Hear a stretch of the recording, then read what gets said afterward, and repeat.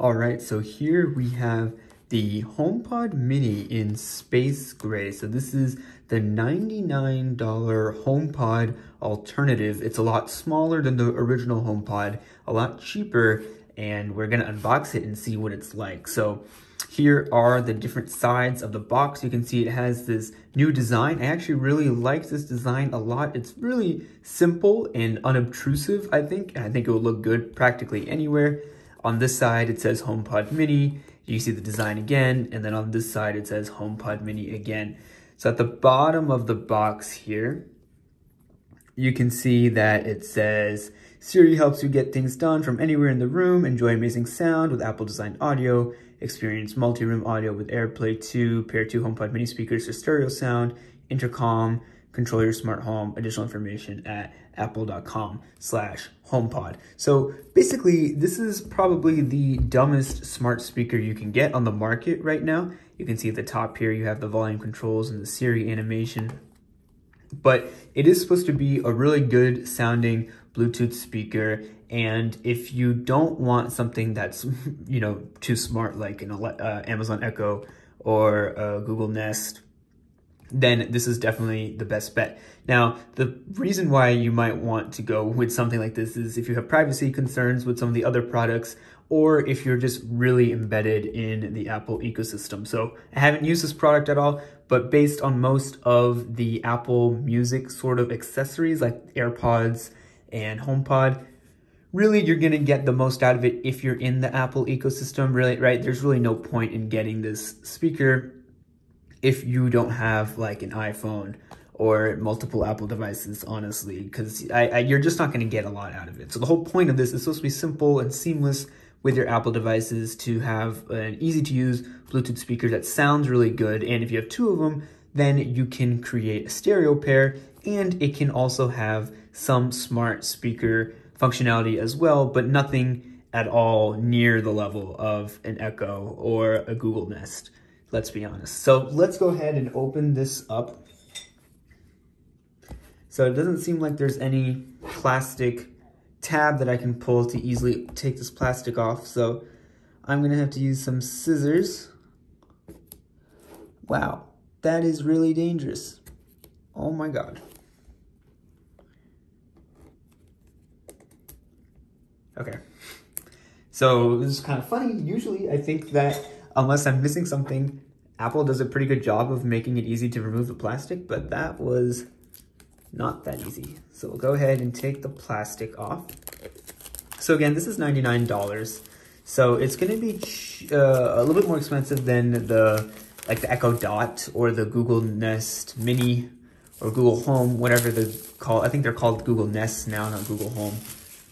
So this is definitely more expensive, but a similar size as those. You can see the box is itself pretty tiny. So let's go ahead and pull this up. Nice and slow. Speed that up a bit.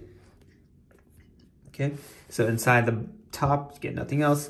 Here is the HomePod, kind of sitting a little awkwardly actually, but that's fine. We'll go ahead and pull that out.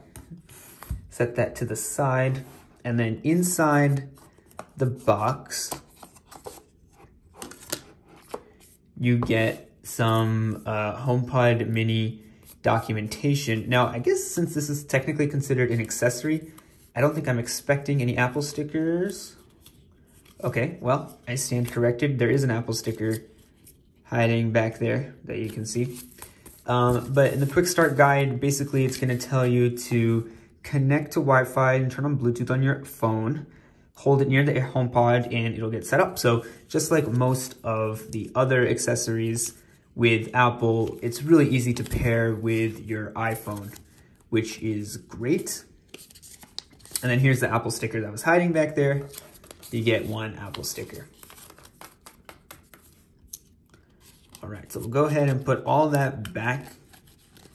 We don't need any of that. Now the good thing is you do get a wall adapter with the HomePod Mini, which is really funny because you don't get one in the MagSafe Duo, which is a charger, so you don't even get the thing you need to charge it with. I can understand why they removed it from the iPhone. Heck, I could even probably understand if they removed it from the HomePod mini. But they didn't, so they've included it here, which is great. So we can go ahead and put this aside and put this back in the box. Okay, so let's go ahead and start to unpack the HomePod mini itself. So you can see here, it's a really small design, and this is like a mesh covering on the outside here. And at the top, it's a really glossy top with the volume controls are and where you can control your music and play and pause it. So I think this will definitely get fingerprints really easily, which is kind of a bummer, but hopefully it's pretty easy to clean. And then it does have a black USB-C cable. So this is a USB-C adapter. So you can plug this into here and then plug this into the wall. I always find it weird when these don't match. They should make a black version of this adapter so that it looks seamless and not so awkward, but it is what it is. So let's go ahead and take all this off. So I'm gonna pull this off here and pull this one off. I guess we can toss that. And then on the bottom, we have this little cover. So we'll go ahead and pull that off. So this is the rubber foot at the bottom of the HomePod mini. So it should keep it pretty stable and it shouldn't move that much, but I guess time will tell. And you can also see that this cable that is used, first of all, it's attached to the HomePod mini, so you can't detach it, which I think is fine. And it's also braided, which is really nice. So this is a really nice braided USB-C cable. And I don't know if Apple sells any like these that you can buy just for yourself as like as an accessory. But this is actually a really nice cable. I'm really enjoying the feel of this cable. I think it'll be pretty solid. I think it'll not wear down really easily, which is great.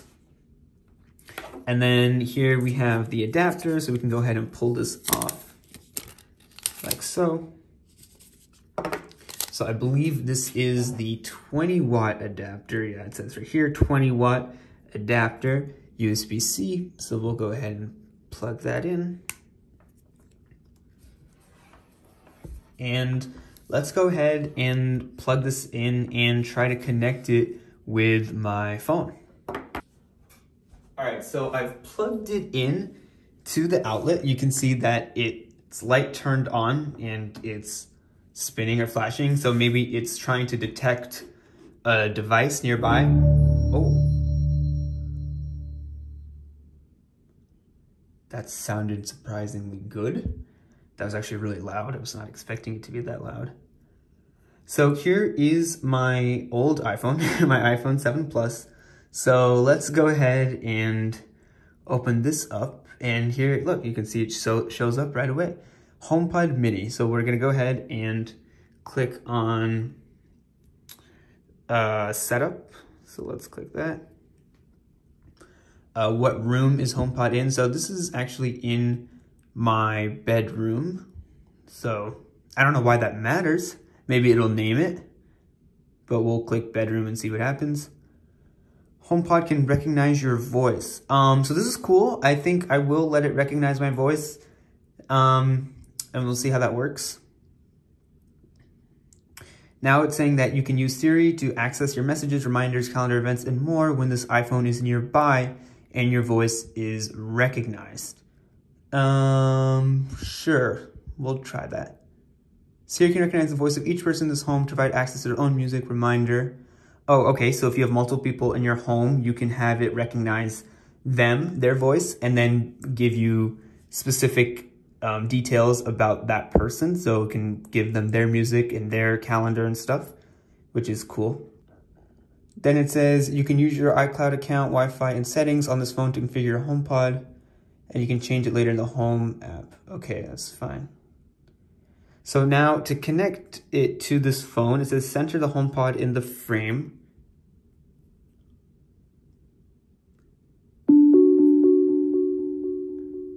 So I went ahead and did that.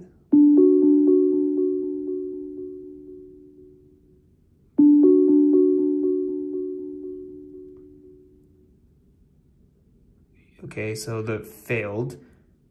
Let me try that again, I guess.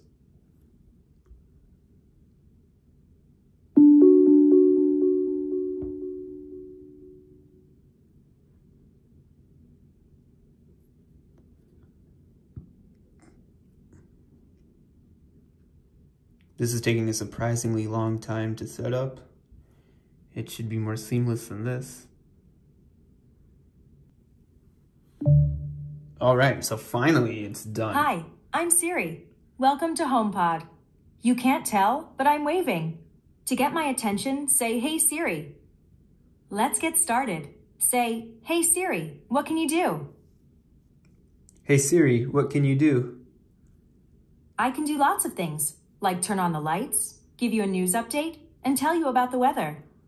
Now you try. Say, "Hey Siri, play some music." Hey Siri, play some music. Okay, here's a station just for you.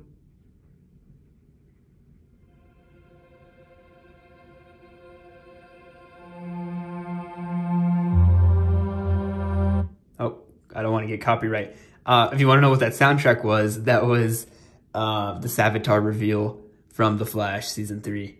I have my own cover of that too that you can check out. Anyway, that's beside the point. So you can basically ask it to do all the regular Siri things. Now remember, Siri is not that intelligent, so it's not going to be great. Basically, however good Siri is on your phone, I would expect it to be the same level of terrible on the HomePod mini. But the good thing about this is that it is supposed to be a good speaker, right? So let's go ahead and try playing some music through here. So I'm going to go ahead and pull up some music. All right, so I found some music here, and I'm transferring it to HomePod.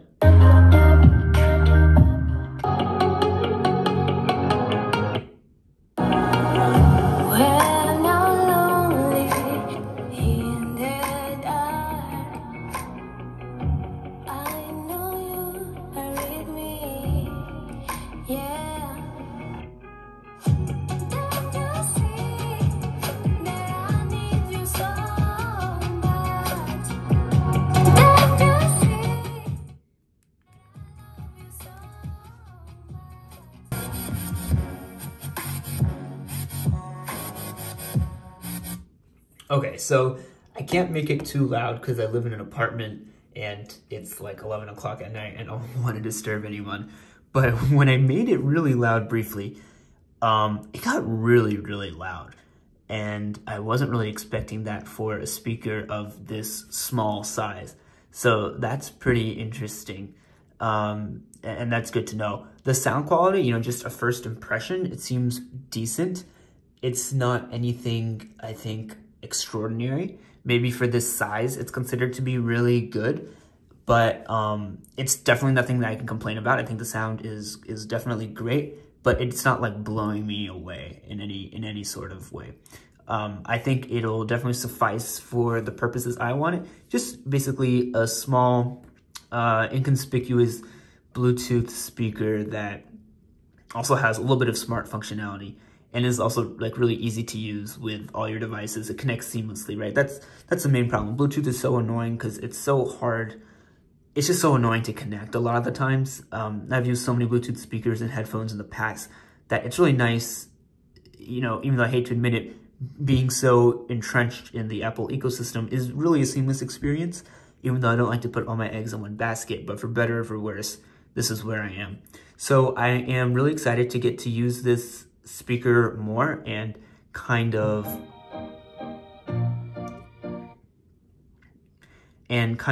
learn what else it can do and see if it has any other cool functions.